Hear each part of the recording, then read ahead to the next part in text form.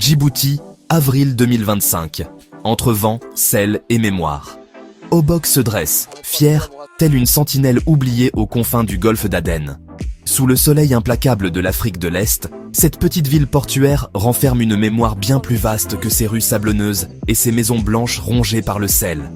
Ici, le silence a un poids. Seul le souffle du Khamsin, vent chaud qui soulève les grains de sable et fait gémir les toits de tôle ondulés, vient le rompre. Mais sous cette apparente immobilité, Obok palpite. Ses habitants, majoritairement issus des communautés Afar, vivent au rythme d'une mer nourricière et menaçante à la fois. Obok, c'est l'âme oubliée de Djibouti, confie Ali, un pêcheur de 52 ans, le regard perdu à l'horizon. Ici, on vit avec peu, mais dignement. Autrefois capitale de la côte française des Somalies, avant que Djibouti ne prenne le relais, Obok fut le théâtre des premiers pas de l'administration coloniale. Des vestiges demeurent, un fort en ruine, un cimetière français, une maison du gouverneur à moitié ensevelie sous le sable. Ce passé est lourd, mais il ne fait pas tout. Aujourd'hui, Obok a retrouvé une importance stratégique.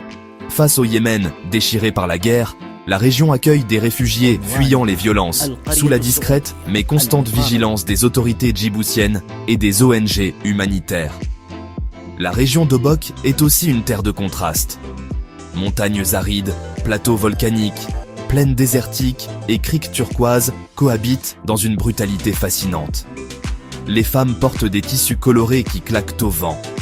Les enfants jouent parmi les acacias et les anciens racontent encore les légendes du vent et du sel.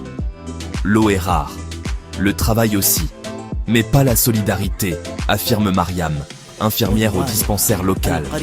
Et demain, le gouvernement djiboutien parle de réinvestissement, de développement durable, de tourisme. Mais pour les habitants, l'urgence est plus simple, l'eau, l'éducation, les routes, et ne pas oublier Obok.